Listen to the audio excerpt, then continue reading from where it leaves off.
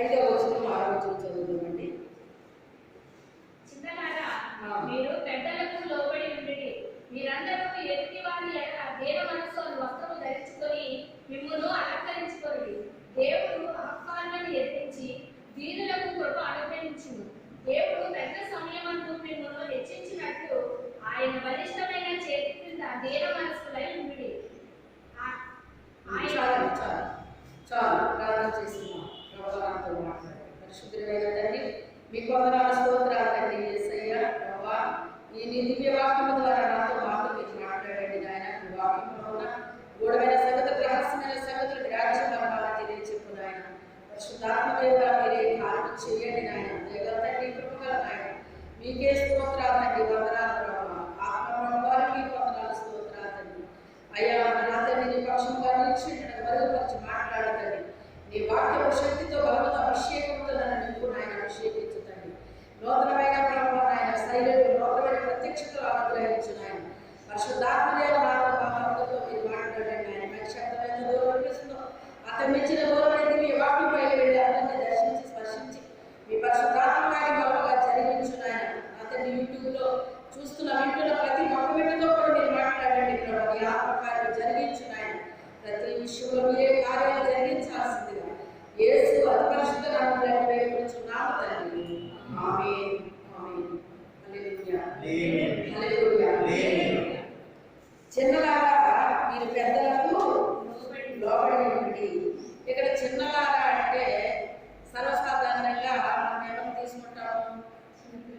చిన్నపిల్లలు తీసుకుంటాం. చిన్నపిల్లలతో చెప్తున్నాడు దేవుడు, మనతో కాదు అనుకుంటారండి. అయితే చిన్నపిల్లలతో చెప్తున్నాడు దేవుడు. ఆత్మీయ జీవితంలో కూడా చిన్నపిల్లలు ఉంటారండి. ఎక్కడ? ఆత్మీయ జీవితంలో కూడా చిన్నపిల్లలు ఉంటారన్నమాట. సర్వసాధారణంగా మారు మనసు పొందుకొని బాప్తీసం తీసుకుంటారు కదండి. ఈ రోజే నీ పుట్టినరోజు అంటారన్నమాట. ఏమంటారు? ఈ రోజే నీ పుట్టినరోజు అంటారు. అయితే వాళ్ళ ఆత్మలో జన్మించినప్పుడే వాళ్ళ పుట్టినరోజు. ఎప్పుడు? బాప్తీసం తీసుకోవటం కొంచెం లేట్ అవుతుంది, కానీ ఎక్కడ మార్పు వస్తుంది? మనసులో మార్పు వస్తుందండి. అదే మారు మనసు అంటారు. అదే జన్మ, ఆత్మలో జన్మ.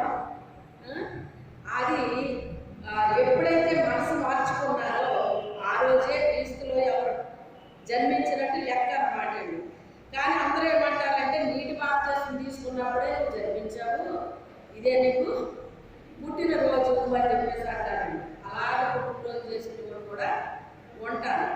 ఇక్కడ మరి చిన్న వయసులో బాప్తీసాలు తీసుకునే వాళ్ళు ఉంటారు, పెద్ద వయసులో బాప్తీసాలు తీసుకునే వాళ్ళు ఉంటారు. అప్పుడు వాళ్ళ వయసు ఎలా లెక్కించాలి మరి? ఎలా లెక్కిస్తాం అంటే ఇక్కడ మన వయసుని బట్టి కాదు, కానీ ఆత్మీయ జీవితంలో కూడా చిన్నపిల్లలు ఉంటారండి. ఆ చిన్నపిల్లలా అని చెప్పేసి ఆయన సంబోధిస్తూ ఏమంటున్నాడు? మీరందరూ ఎదుటి వారి ఎలా లేని మనసని వస్త్రమును ధరించుకొని మిమ్మల్ని అలంకరించుకోండి. మనల్ని మనం ఎలాగ అలంకరించుకుంటాం మీరు చెప్పండి? ఎలాగ అలంకరించుకుంటాం? ఇప్పుడు పెద్దోళ్ళ కంటే పిల్లలే బాగా అలంకరించుకుంటున్నారు. ఎంతసేపు అర్థం పట్టుకునే ఉంటారండి వాళ్ళు. ఓడు డబ్బా అన్ని ఇప్పుడు ఇంకా లిప్స్టిక్లు ఇవన్నీ వచ్చేసినాయి అంటే. అయితే ఎలాగ అలంకరించుకుంటారు మీరు అంటే, మరి మేము ముఖాన్ని చక్కగా అలంకరించుకుంటారు, చెవులకు పెట్టుకుంటారు, మెడలో వేసుకుంటారు. ఇవన్నీ కూడా అలంకారాలకి సాదృశ్యంగా చెప్తున్నాడు. కానీ ఇక్కడ ప్రభు ఏం చెప్తున్నారు? దేన మనసు అనేటువంటిది ఒక వస్త్రము, దానితో మీరు ఏం చేయాలి? అలంకరించుకోవాలి. దేవుని స్తోత్రం. ఈ రోజు నాకు ఒక కొత్త విషయం దొరికిందనమాట. ఎందుకంటే ఈ మధ్య మళ్ళీ నేను ప్రార్థన మొదలు పెట్టాను.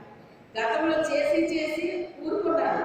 మళ్ళీ కొంతకాలం నుంచి ప్రార్థన మొదలు పెట్టాను. పరిశుద్ధాత్మదేవ నన్ను అలంకరించు, నన్ను సిద్ధపరచు, అలాగే సంఘాన్ని సిద్ధపరచు, కుటుంబాన్ని సిద్ధపరచు, అందరినీ సిద్ధపరచు అని ఇలా ప్రార్థన మొదలు పెట్టానండి. అయితే ఈ రోజు నాకు ఒక కొత్త పాయింట్ ఏం జరిగింది? దేన మనసు అనేటువంటిది కూడా ఒక అలంకరణ అని నాకు అర్థమైందండి. అర్థమైంది. దేవుని స్తోత్రం. ఈ దేన మనసు అనేటువంటిది దాని వస్త్రంతో పోల్చి దాంతో మీరు ఏం చేయాలి? అలంకరించుకోవాలి. అది అలంకరణ అంటే మన దృష్టిలో అలంకరణ అసలు వస్త్రమే కాదండి. అలంకరణ అంటే మనం దేని ఏమనుకుంటాం? సాధారణంగా వస్తువులతో అలంకరించుకోవడమే అలంకరణ అని మనం అనుకుంటున్నాడు. అవునా కదా? ఎంత బాగా అలంకరించుకున్నారండి అంటారు. పెళ్లి కుమార్తె దగ్గరికి వెళ్ళి ఎలా అలంకరించుకోవాలో చూస్తారు. వెళ్ళిన అల్లం కూడా చెప్తుందండి. తల ఇలా దుక్కోవాలి, లేకపోతే ఇది ఇక్కడ పెట్టుకోవాలి, అది అక్కడ పెట్టుకోవాలి, అది అలాగా ఇది ఎలాగా, ఇవన్నీ ఇక్కడ, అది అక్కడ, ఇవన్నీ ఏదో ఒకటి ఆ పెళ్లి కుమార్తెలో ఉండేటువంటి చిన్ని లోపాలు కూడా పెద్దవాళ్ళు ఏం చేస్తారండి? ఆ లోపాలు చెప్తూ ఉంటారన్నమాట. అలాగే పరిశుద్ధాత్మ దేవుడు కూడా మనలో ఉన్న లోపాలు కూడా చెప్తూ ఉంటాడండి. ప్రతి వారం కూడా చూడండి, ఎన్ని సంవత్సరాల నుంచి మనం వినట్లేదు వాక్యాన్ని. పెట్టడం లేదు, ఇంకా ఏం చేస్తున్నాడు? మనకి చెప్తూనే ఉన్నాడండి. కొన్నిసార్లు మనం మర్చిపోతాము, కొన్నిసార్లు మనకు తెలియదు, కొన్నిసార్లు ఎలా అలంకరించుకోవాలో తెలియదు, కొన్నిసార్లు ఏమో అలంకరించుకుని ఏం చేస్తారు? మర్చిపోతారండి. మానవులు కనుక మన స్వభావాలు కాస్త అటు ఇటు చేంజ్ అవుతూ ఉంటాయండి. చూడండి, సాధారణంగా కొంతమందికి కోపం వెంటనే వచ్చేస్తుందండి, కొంతమందికి అంత త్వరగా రాదు. త్వరగా రావడం చాలా తక్కువ ఉంటారు. త్వరగా వచ్చేవాళ్ళు ఎక్కువ ఉంటారండి. కొంతమంది అసలు మీకు కోపం రాదా అన్నట్టుగా కూడా అడిగించుకునే వాళ్ళు కూడా చాలా తక్కువ మంది ఉంటారన్నమాట. అలాంటి వారికి కూడా కోపాలు రప్పిస్తారా రప్పించరా? కొంతమంది చెప్పండి. కోపం లేకుండా కూడా ఏం చేస్తారు? రప్పిస్తారన్నమాట. ఎలా రప్పిస్తారండి? వాళ్ళ మాటల ద్వారా, వాళ్ళ యొక్క క్రియల ద్వారా.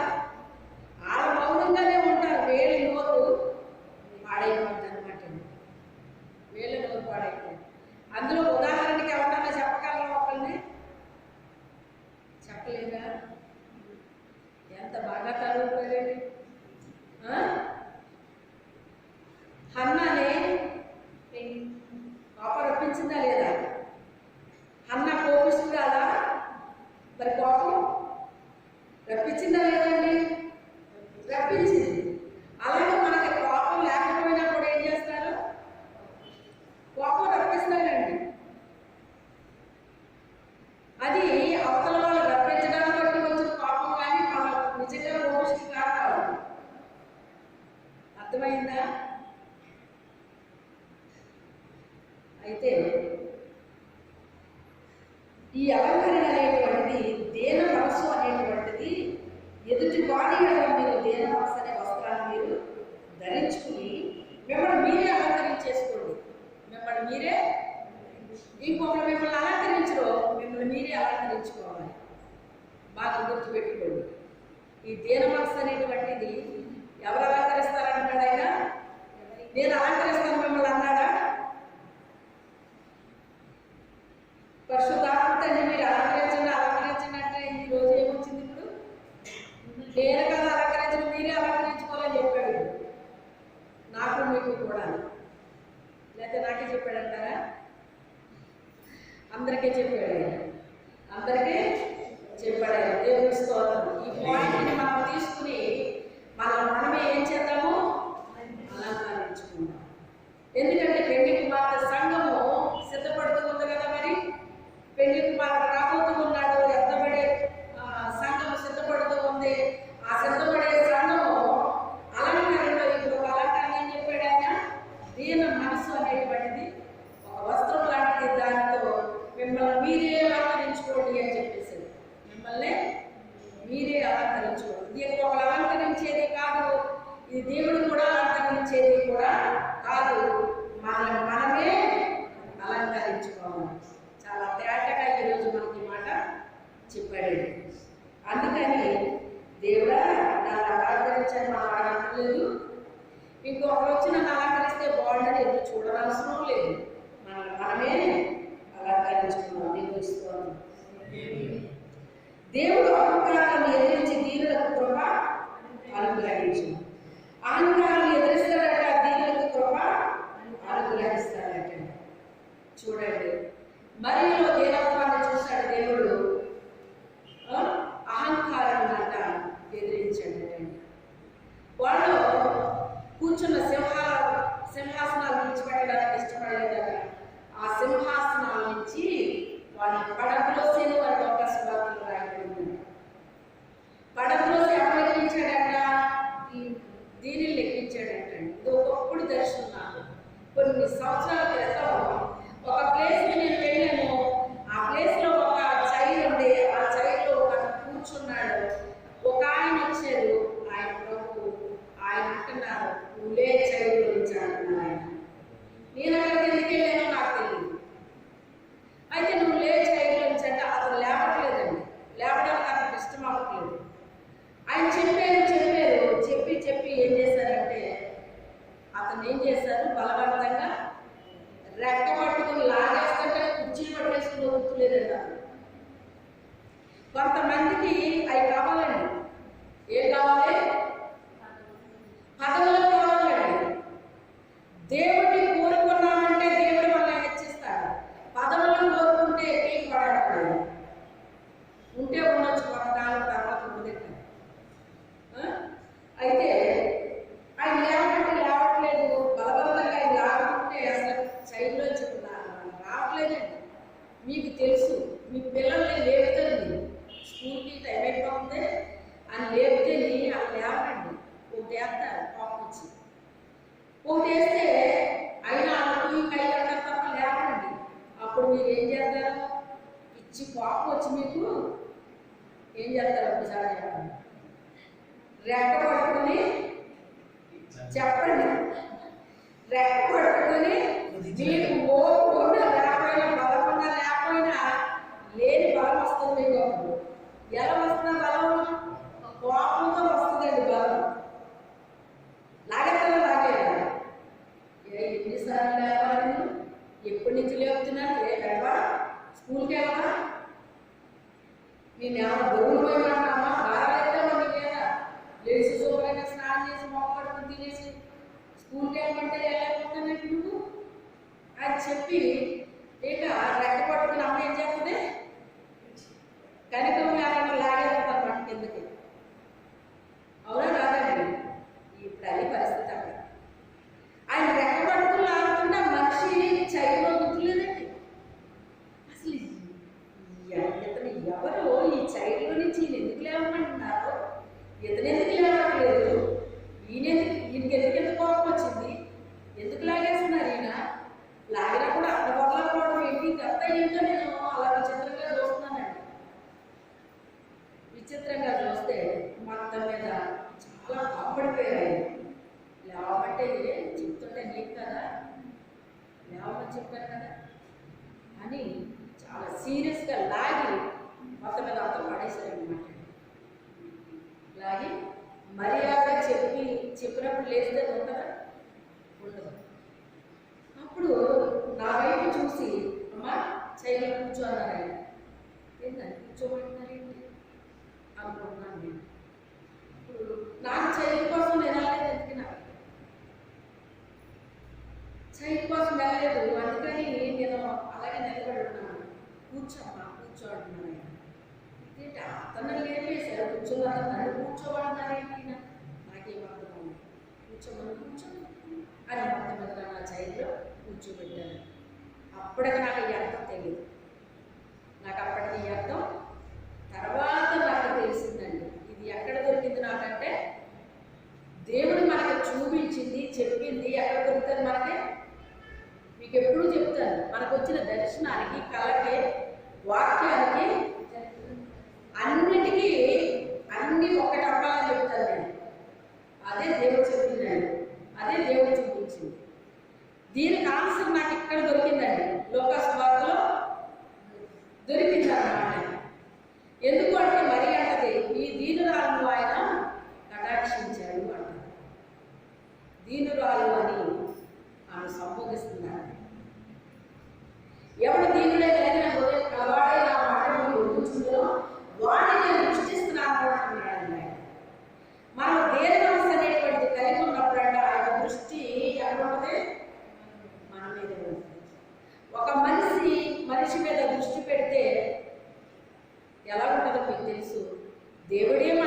దృష్టి పెడితే మీకు ఎలా ఉంటుందండి? మరి ఆయన దృష్టి పడాలని అనుకుంటున్నారు, బాగానే ఉంది. మరి ఆయన దృష్టి పడాలంటే ఎలా ఉండాలి? మనం కలిగి ఉండాలి కదా. మరి ఆ మనసు మనం కలిగి ఉంటే నన్ను చూసుకోరా, ఒకసారి నన్ను చూడాలక్కర్లేదు. ఆయన దృష్టి ఆటోమేటిక్గా మన మీదే పడుతుందంట, మన మీద నిలిచిపోతుందండి. ఇక అటు ఇటు వెళ్తాను, మన మీద నిలబడిపోతుంట ఆ దృష్టి. అక్కడ దొరికినాడు నిరాశన్నాడు. బలవంతులను ఆయన పడద్రోసేను, సింహాసనముల నుండి పడద్రోసిన నా మాట నాకు అక్కడ దొరికింది. నాకు ఆ కళ వచ్చి చాలా సంవత్సరాలు అయింది. అది నా జీవితంలో నెరవేర్చబడింది. కానీ దాని ఆన్సర్ నాకు దొరికేటప్పుడు ఆల్రెడీ అది జరిగిపోతుందండి. చూసారా? దేవుడు మనకు రాయించి పెట్టింది ఏది జరగకుండా మాత్రమే తప్పకుండా జరుగుతుంది. దాన్ని మనం స్వతంత్రించుకోవాలి. ఇది స్వతంత్రించుకోవాలి అంటే ఆ మనిషికి ఏమున్నాడంటాడా? దేన మనసు అనేటువంటిది ఉండాలి అంటున్నాడు. ఎదుటి వాడి ఎడల మీరు దేన మనసు అనే వస్త్రాన్ని ధరించుకోండి, మిమ్మల్ని అలంకరించుకోండి. దేవుడు అలంకారాన్ని ఎదిరించి దీనికి కృప అనుగ్రహించదు. దేవుడు తగిన సమయం మిమ్మల్ని హెచ్చించున్నాడు. ఆయన బలిష్టమైన చేతి కింద దేవ మనసులే ఉండండి. దేవుడు తగిన సమయం మందు మిమ్మల్ని హెచ్చించున్నాడు. ఏం చేస్తాడంటే ఆయన తగిన సమయం. ఏ తగిన సమయము? అసలు తగిన టైంలో ఇలా చేశారండి అంటారు. తగిన ఇది నీకు తగునా, ఇలా చేయడం నీకు తగునా, ఇలా మాట్లాడడం నీకు తగునా అని అంటామే. అలాగా ఒక సమయం వస్తుందంటే మన జీవితంలో ఆ తగిన సమయంలో దేవుడు ఏం చేస్తానంటే మనల్ని హెచ్చిస్తాను. అప్పటి వరకు మీరు ఏం చేయాలి?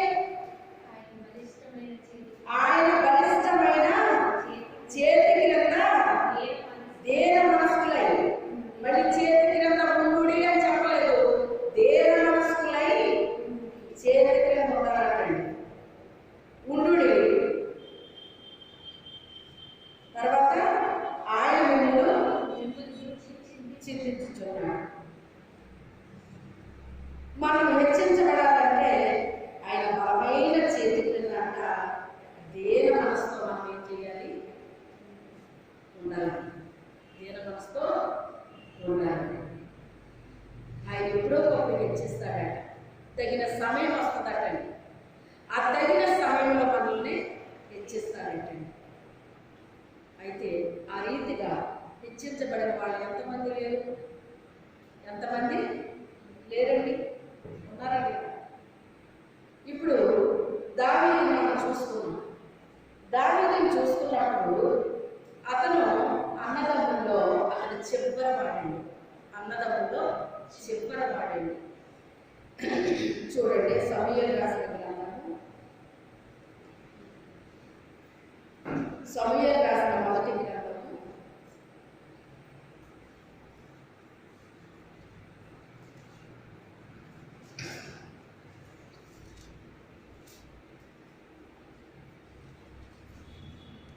16వ అధ్యాయం 11వ వచనం. సమూయేలు ఐదుకు కొమ్ములు తీసి వాని సహోదరుల ఎదుట వానికి అభిషేకం చేశాడు. నాట నుండి యెహోవా ఆత్మ దావీదు మీదికి బలముగా వచ్చాడు. తరువాత సమూయేలు లేచి రామాకు వెళ్ళిపోయాడు. 12వ వచనం. అతడు వారిని పిమ్మనంపించి లోపలికి తోడుకొని వచ్చాను. అతడు ఎర్రని వాడును, చక్కని నేత్రములు గలవాడును, చూచుటకు సుందరమైన వాడునై ఉండెను. అతడు రాగానే, నేను కోరుకున్నవాడు ఇతడే, నీవు లేచి వానిని అభిషేకించుమని యెహోవా సెలవీయగా. దావీదుని ఎందుకు కోరుకున్నాడు దేవుడు? చూడండి, ఒక మనిషిని దేవుడు ఎందుకు కోరుకున్నాడు? ఎందుకు కోరుకున్నాడండి?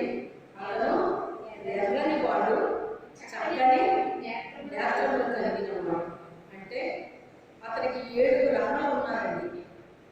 7 అన్నలకి ఈ క్వాలిటీస్ లేవు.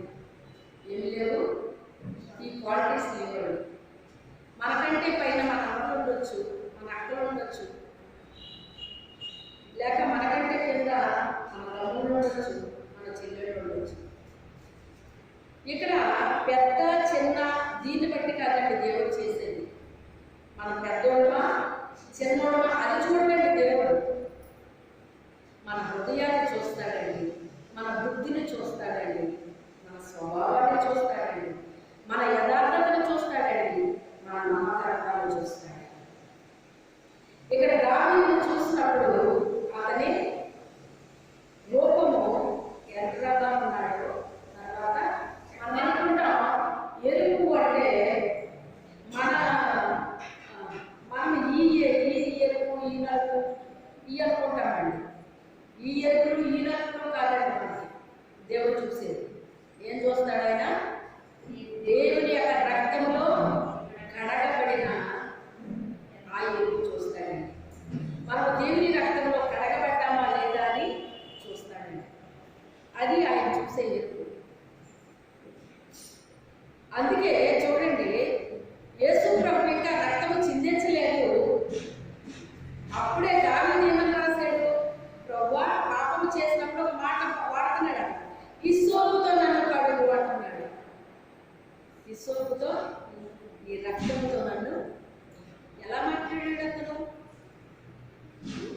ఆయన లోకంలో జన్మిస్తాడని, శిలువయాగం చేస్తాడని, తన రక్తాన్ని చిందిస్తాడని దావీదుకి ఎలా తెలుసు? ఆ మాట ఎలా చెప్పాడు ఆయన? అదొకటే కాదు, చాలా రాశాడండి కీర్తనలు. ఇంకా నీ పరిశుద్ధుని కుళ్ళి పట్టలేమని రాశాడండి. చనిపోయి పాతి పెట్టబడిన మనిషి కుళ్ళు పడతారా లేదా? కుళ్ళు పడతారు. కానీ యేసు ప్రభు కుళ్ళు పట్టాడండి, పట్టలేదు. ఇంకో విషయం నేను కొత్తగా తెలుసుకున్నది ఏంటంటే, పరిశుద్ధుల శవాలు అంటే, శవం అంటే ఈ బాడీ అంతా కుళ్ళిపోవాలి. ఏంటది? అదే కుళ్ళిపోతారు కదా, రేజర్లో పెడుతున్నారు బాడీ పాడకుండా. ఒకప్పుడైతే కలర్ ఉండేవాళ్ళు చేసేవారు, ఇప్పుడు ఆ అవసరం లేకుండా రేజర్లో పెట్టేస్తున్నారు. ఇక్కడ ఒకవేళ లేని వాళ్ళని తారతమ్యం లేదు, కానీ అందరూ ఇప్పుడు దాన్ని వాడుతున్నారు. కొంతమంది దాన్ని స్పాన్సర్ చేసేవాళ్ళు కూడా వచ్చారండి. బాగా పేదవాళ్ళకి ఆ సౌకర్యం లేదు కదా, అలాంటి వాళ్ళకి మేము హెల్ప్ చేస్తాము అని చెప్పేసి కొంతమంది అలా సమర్పించుకుంటున్నారు దేవుని స్తోత్రం. అయితే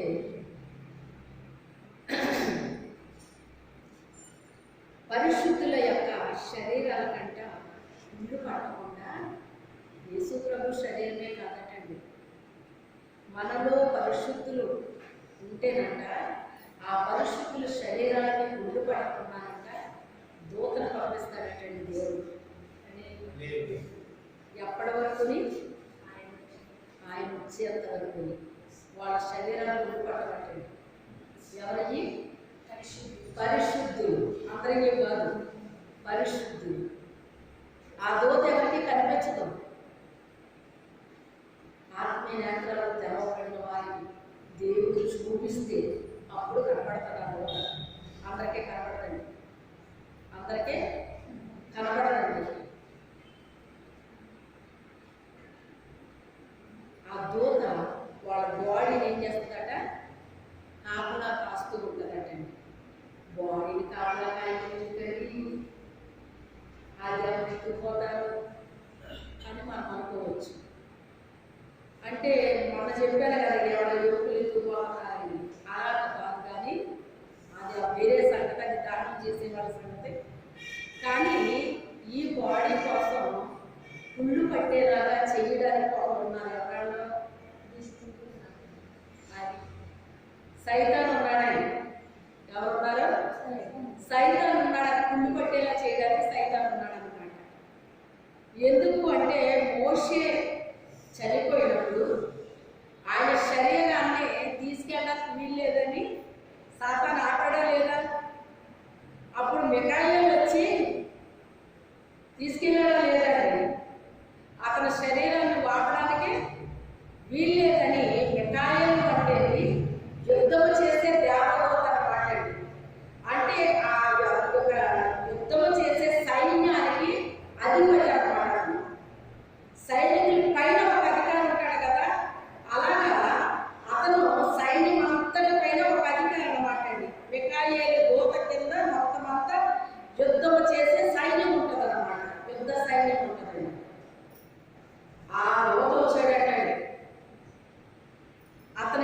పనిచేసే దూతలు కాదు వస్తారు, అసలైన ఆయనే రావాల్సి వచ్చిందంట.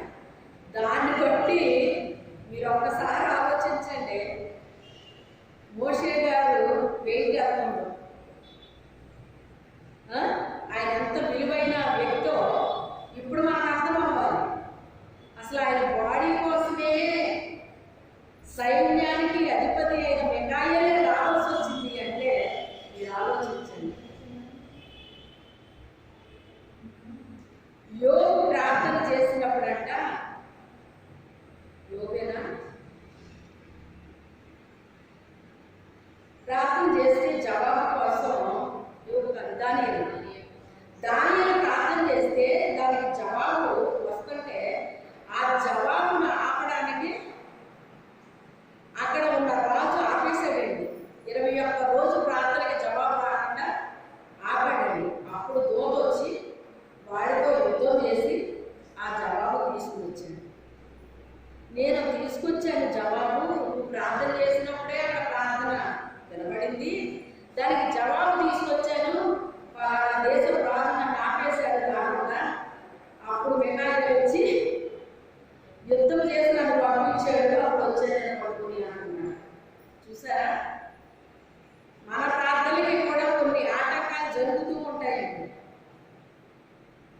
అందుకే పరిశుద్ధ అగ్నిని మనం పొందుకోవాలి. ఏం పొందుకోవాలి? అగ్ని అభిషేకం పొందుకోవాలండి. అగ్ని అభిషేకం పొందుకుంటే కానీ మనల్ని ఏం చేయలేదండి. మన ప్రార్థనకు ఆటంకాలు ఇవన్నీ కల్పించలేదు. ఎందుకంటే పరిశుద్ధ అగ్ని అనేటువంటిది అది దూసుకుని వెళ్ళిపోతాడండి. దాన్ని ఆపే శక్తి సైతానికి లేదన్నమాట. ఇంకే శక్తికి లేదండి ఆ ప్రార్థన ఆపడానికి. అందుకే అగ్ని అభిషేకం మనం పొందుకోవాలి. అందుకే సైతాన్ ఏమంటాడంటే, అగ్ని అభిషేకం ఏం అక్కర్లేదు, మామూలుగా ఉండు, మనసు పొందుకో, బాప్తిసం తీసుకో, వాక్యం చదువుకో, ప్రార్థన చేసుకో, చాలు అంటాడు అనమాట. ఎందుకని? అగ్ని అభిషేకం పొందుకున్న వ్యక్తి చేసిన ప్రార్థనకి ఆ అగ్ని అభిషేకం లేని వ్యక్తి చేసిన ప్రార్థనకి చాలా వ్యత్యాసం ఉంటుందండి. చాలా వ్యత్యాసం ఉంటుందండి. వీళ్ళకి వచ్చినంత స్పీడ్గా వాళ్ళకి జవాబు రాదు. చాలా 4 రోజులు పట్టేస్తుందండి. వీళ్ళకి త్వరగా వస్తుందండి జవాబు. అయితే ఇక్కడ ఎందుకు నచ్చాడు ఈయన అంటే, అతను చక్కని నేత్రములు కలిగిన వాడు, ఎర్రని వాడు చెప్తున్నాడు. అంటే దేవుని రక్తంలో కడగబడ్డాడు, చక్కని చూపు ఉందండి. అంటే ఈ నేత్రాలు కాదు, అతను మనోనేత్రము వెలిగించబడినవాడు. ఈ నేత్రము మనోనేత్రం వెలిగించబడినవాడు. మన మనోనేత్రాలు వెలిగించబడితే మనకు అన్నీ అర్థమవుతాయి. గుడ్డికి ఏమీ కనపడదన్న, గుడ్డులో ఉన్న పిల్ల బయటకు వస్తే అన్నీ కనపడతాయండి. గుడ్డు వలన విస్తరణ ఉంటుంది కానీ పిల్ల వలన విస్తరణ జరుగుతుంది.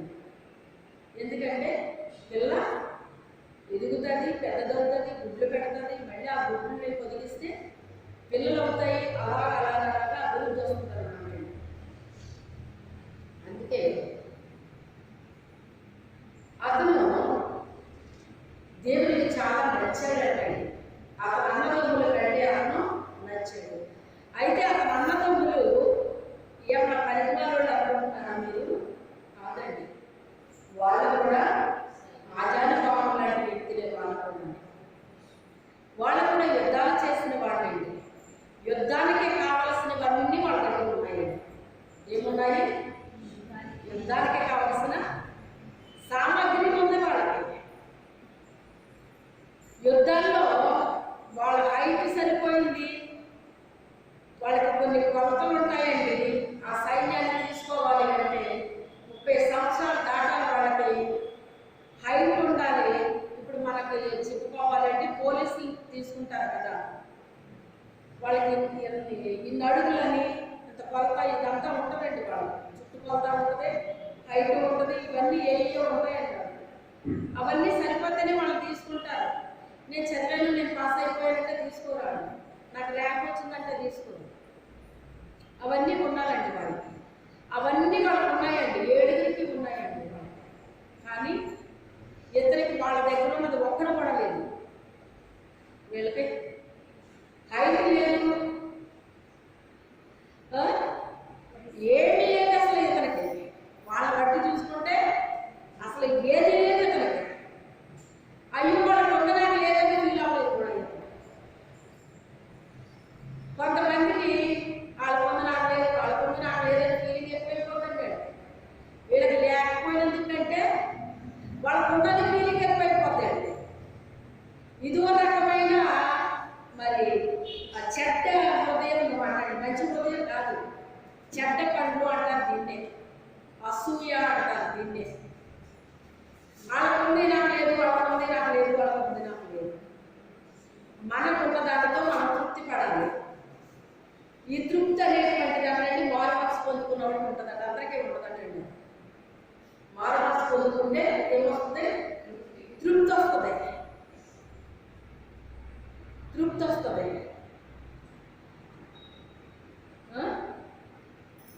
ఆ తృప్తి అనేటువంటిది లేదు అంటే ఆ మనిషికి ఏం లేదు అంటే నీకేమీ లేదండి, మారుమనసు లేదు ఆ వ్యక్తికి అంతే. అందుకే దేవుడు ఎంత ఇచ్చినా ఏం చేసినా కూడా మనిషికి ఏమి రావట్లేదు, తృప్తి రావట్లేదు, తృప్తి రావట్లేదు. నువ్వు మారుమనసు పొందుకుంటే నీ హృదయంలో ఏముంటుంది? తృప్తి ఉంటుంది. నీకు తృప్తి ఉన్నప్పుడు నీ హృదయంలో ఆనందం ఉంటుంది, సంతోషం ఉంటుంది, నెమ్మది ఉంటుంది. ఇది ఎవరి వలన వచ్చింది? దేవుని వలన వచ్చింది, దేవుని వలన వచ్చింది. నన్నకి అన్నీ ఉన్నాయి, నాకు ఏ సౌకర్యం లేదు అని ఎప్పుడన్నా బాధపడ్డాడండి? నాకు ఒక పాట చాలా బాగా నచ్చిందండి. ఒక ఆయన ఎవరు రాశారు ఈ పాట, పాడారు, నాకు చాలా ఇష్టమైంది అనమాట. ఇష్టం అవడంలో ఎంత ఇష్టమంటే ఆ క్యారెక్టర్లో నేను వెళ్ళిపోయాను అనమాట.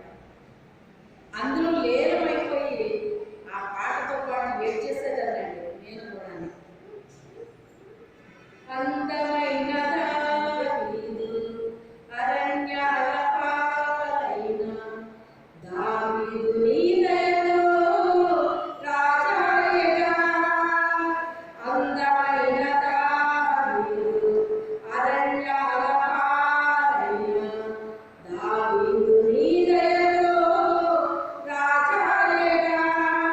నీకే తర్వాత వచ్చా మర్చిపోయింది అంటే అసలు బాల్యం అంతా ఏమైపోయిందంటండి, అడవి కాచిన వెన్నెలు అయిపోయింది అంటారు చూసారా. అలాగా వాళ్ళ అన్నలో తండ్రి దగ్గర నుండి అన్నీ అనుభవిస్తే అతని జీవితం దేనికి అయిపోయిందట? అరణ్యాల పాలైపోయిందట. అందమైన బాల్యం అంట అరణ్యాల పాలైపోయిందంట. కానీ నీ దయతో అతను ఏమయ్యాడు? రాజు అయ్యాడు. ఎవరి దయ వచ్చింది అతని మీదకి? దేవుని దయ. మనుషుల దయ మనిషి మీదకి వస్తే వాళ్ళ ప్రేమ, వాళ్ళ కనికరం అవన్నీ మనం పొందుకుంటాం. కానీ దేవుని దయే మన మీదకి వస్తే దేవుడు ఏం చేశాడండి? ఏం చేశాడు? రాజుని చేసేసాడు, రాజుని చేసేసాడు. ఎందుకంటే అతని అన్నదమ్ములు నా తండ్రితో పాటు ఉన్నాను, నా తండ్రి దగ్గర అన్నీ అనుభవించేస్తున్నాను, నేను ఈ అరణ్యాల్లో ఏది నేను అనుభవించలేకపోతున్నాను అనే బాధ ఎప్పుడు అతను పడలేదండి, ఎప్పుడు పడలేదు. కానీ అతను ఎవరిని హత్తుకున్నాడు? దేవుని హత్తుకున్న వాళ్ళకండి దేవుని ముందు ఇవన్నీ బలాలు కనిపిస్తాయండి, ఇవన్నీ బలాలు కనిపిస్తాయన్నమాట. దేనికి వాళ్ళు ఇంపార్టెంట్ ఇవ్వరు. దేవుని కంటే గొప్పగా ఏది కనిపించదు వాళ్ళకి.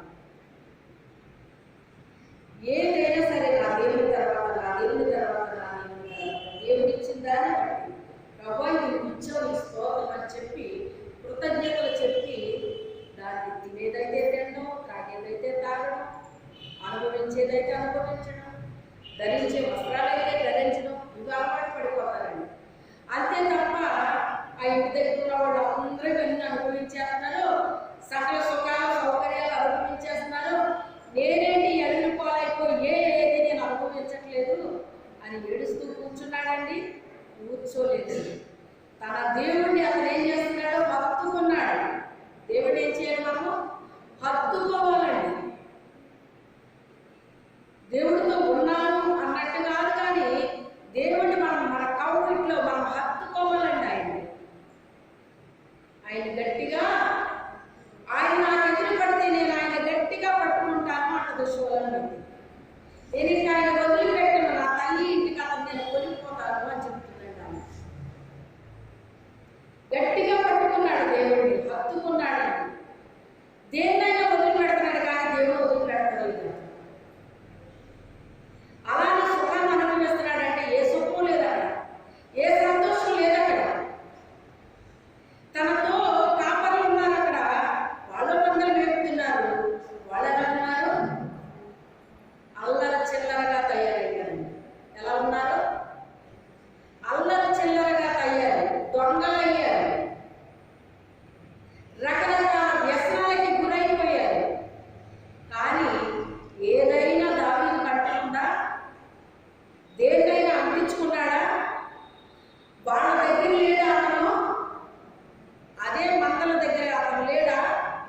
ఆ కాపర్ల దగ్గర లేడా అతను కూడా? అని చెప్పండి, ఉన్నాడా లేదు? అతను మందను కాస్తున్నాడా లేదా? అతను మందను కాల్చే విధానం వేరుగా ఉంది, అతని యొక్క జీవిత లైఫ్ స్టైల్ వేరుగా ఉంది. మిగిలిన వారు చేసే పనులేవి కూడా అతను ఏది కూడా అందించుకోవడం లేదండి. వాళ్ళ మందల్ని కాస్తున్నారు, కానీ దేవునికి వాళ్ళకి ఏమైనా సంబంధం ఉన్నట్టు ఉంటారా? చెప్పండి, ఏ సంబంధం లేదు. అలాగే ఆ చెట్టు మీద కాయ కోసుకొస్తారు, ఇలా వెళ్తారు, ఈ చెట్టు మీద కాయ కోసుకొస్తారు. అది ఏది నచ్చితే అది ఎత్తుకొస్తారండి.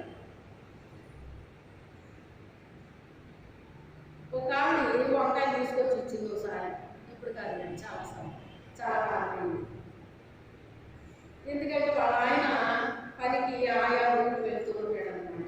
వెళ్ళినప్పుడు అలా అన్ని వస్తూ ఉంటాడు. అప్పుడు నాకు కొంచెం భయం కలిగింది. తనకి అమ్మాయి వంకాయ ఎలా వచ్చింది మీకు? మా ఆయన తీసుకొచ్చాడండి. ఎలా తీసుకొచ్చాడు? అబ్బే ఆ తోటగాడిని అడిగితే కోసుకోమన్నారటండి, కోసుకొచ్చాడు. అందులో కొన్ని తీసుకొచ్చాడు. అంతేనా? అడగకుండా తీసుకొచ్చిన పండుగ ఎప్పుడు మాకు నాకు ఇవ్వలేదని అనుకోడు. కానీ ఆ చెట్టు గల వాళ్ళని అడిగితే ఇచ్చినాయి, కానీ తీసుకోమన్నాయి, కానీ పర్వాలేదు. కానీ వాళ్ళని అడగకుండా మాత్రం తేరకూడదు. దొంగతనంతో సమానం. అలాంటివి మాత్రం నాకు తెచ్చేవు పెట్టుకుని, అలాంటివి తింటే మనకు అనారోగ్యాలు వస్తాయి. మీరు కూడా నాకేలా లేకుండా అర్థమైందా? ఎప్పుడు కూడా చెట్టు గల వాళ్ళ మనము అది కావాలంటే అడగాలి, కొనాలి, వెళ్ళి చెయ్యాలి అని ఇలాంటి మాత్రం తేటమై ఉంటుందని చెప్పాను. ఆ చెట్టు మీదకి వెళ్ళారు, ఆ కాయ కోసారు, ఈ చెట్టు మీదకి వచ్చి ఈ కాయ కోసి, అది చేసి ఇది చేసి ఏంటేంటో చేస్తున్నారు. కానీ దాన్ని ఎప్పుడైనా అలాంటి పనులు చేశాడా? తను ఎందులో నిమగ్నమయ్యాడు? దేవుడిని స్తుతించి ఆరాధించే వల్ల నిమగ్నమయ్యాడు. ఎందులో నిమగ్నమయ్యాడు? ఎవరన్నా చూసి నేర్చుకున్నాడా? అతను వాళ్ళందరూ చూసి నేర్చుకున్నాడా? అక్కడ ఉన్న కాపలను చూసి నేర్చుకున్నాడా? ఎవరన్నా చూసి నేర్చుకున్నాడా? ఎవరన్నా చూసి నేర్చుకోలేదు. మనకు సంతోషం కలిగితే ఏం చేస్తామంటే మనం కీర్తనలు పాడతాము. బైబిల్ చెప్తుంది మనకు సంతోషం కలిగిన కీర్తనలు పాడతాం. నాకు నాకేంటంటే అండి, సంతోషం కలిగిన పాడతాను, దుఃఖం కలిగినా కూడా పాడతానండి. ఇదేంటో విచిత్రంగా ఉంటుంది. సంతోషం ఉన్నప్పుడు పాడతాను, దుఃఖంగా ఉన్నప్పుడు కూడా పాడతాను. ఆ పాటలో ఆ మీనింగ్తో నాతో మాట్లాడతాడు దేవుడు. ఆ టైంలో నా దగ్గర ఎవరు ఉండరు. మరి అప్పుడు మరి దేవుడు నాతో ఎలా మాట్లాడతాడు? నా నోటితోనే పాట పాడిస్తూ ఆ పాటలో ఉన్న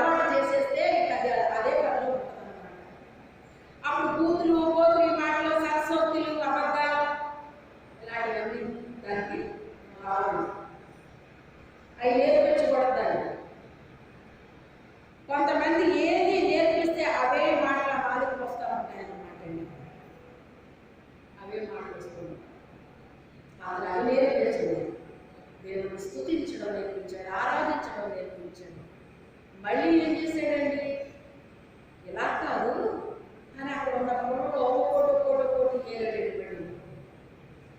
ఆ పొలం ఏరి మళ్ళీ వాటిని చెక్కి వాడి చక్కగా ఒక నైపుణ్యతలో ఉందండి. ఏముంది? నైపుణ్యతలో ఉంది కనుక ఆ పొలంలో తీసుకున్నాడు, తనకు కావలసిన షేప్లో వాటిని తయారు చేసేసాడు. అన్ని పొలంలో ఒకలా ఉండకూడదండి. మీరు సితారాన్ని చూసారో లేదో ఎప్పుడన్నా, పాత కేకుల పుస్తకంలో దావీదు సితారా పట్టుకుని వాయిస్తున్నట్టుగా వేసేవాడండి. ఇలా డియాకారంలో ఉంటుందండి, డియాకారంలో ఉంటుంది, ఇలా పట్టుకుంటాడు, ఇలా ఉంటుందండి. ఈ పుల్లలు మీరు గమనించండి, మధ్యలో ఉన్న పుల్ల పడవెక్కి ఉండాలి, ఆ తర్వాత పుల్ల కొంచెం సైజు తక్కువ ఉండాలి, అలా చివరికి వచ్చే వరకు సైజు తగ్గుద్ది. అర్థమైందా? అది ఏ పుల్లని అతను తీశాడు? మునగ పుల్ల తీసుకొచ్చి వాడతారండి ఎవరన్నాని? దేనికన్నా వాడేటప్పుడు మీరు గమనించారో లేదో, మనకి బాగా ఉపయోగపడే చెట్లు కొన్ని ఉంటాయండి. గానుగ చెట్టు ఒకటి, దాని పుల్ల విరిగిపోదనుకుంటా కదా, వేప చెట్టు పుల్ల ఒకటి విరిగిపోదనుకుంటా. ఇలాంటి కొన్ని చెట్లు ఉన్నాయండి. ఇంకా మంచి విలువైన చెట్లలో వెళ్ళిపోయామంటే దేవదారు వృక్షాలు ఇచ్చింది ఏది లేదు. అలాగే అతనికి కావలసిన పుల్లల్ని అతను ఏం చేశాడు, ఏరాడండి. అది ఇరిగిపోయి అలాంటి పుల్లలో ఉపయోగపడతాయండి, దానికి విరిగిపోకూడదు. అది అతను చెప్పుతుంటే అది ఏమైపోకూడదు, విరిగిపోయింది అనుకోండి. అప్పుడు ఏం చేస్తాడు అతను? ఏం చేస్తాడండి దాన్ని? నువ్వు పక్కన పెడతాడా లేదా? లేక ఒక చిన్న పుల్లగా దాన్ని తయారు చేస్తాడు. అంటే దీన్ని బట్టి దావీదులో ఏ కనిపిస్తుంది మనకి? అతనికి ఒక నైపుణ్యత ఉన్నదని మనకు అర్థమవుతుంది. ఒక కళ, వ్యూహిత సైన్య సమవేతన రూపిణి అని ఈమె ఎవరు? కళలో కలిగినదటండి. ఆమె ఎలా ఉంటుందట? కళ కాదు, కళలో కలిగినది. అంటే కొన్ని కళలు ఉంటాయంటండి ఆమెలో. సంఘానికి కొన్ని కళలు ఉండాలి, ఆ సంఘంలో మనకి కొన్ని కళలు ఉండాలి. అందరికీ ఉండే కళ మనకున్నా ఉండకపోయినా మన ప్రత్యేక మన స్టైల్లో మనకంటూ కొన్ని కళలు ఉండాలండి. ఈ పని వేరే మాత్రమే చేయగలరండి, ఇంకా వేరే వాళ్ళు ఈ పనిని చేయలేదు. అంటే ఇదొక కళ, అదొక కళ.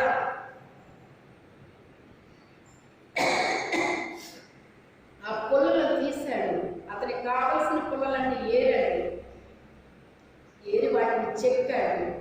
అతనికి ఏ షేప్లో అవి కావాలో ఆ రీతిగా వాటిని తయారు చేసుకున్నాడు. అతను దాన్ని ఏం చేశాడు?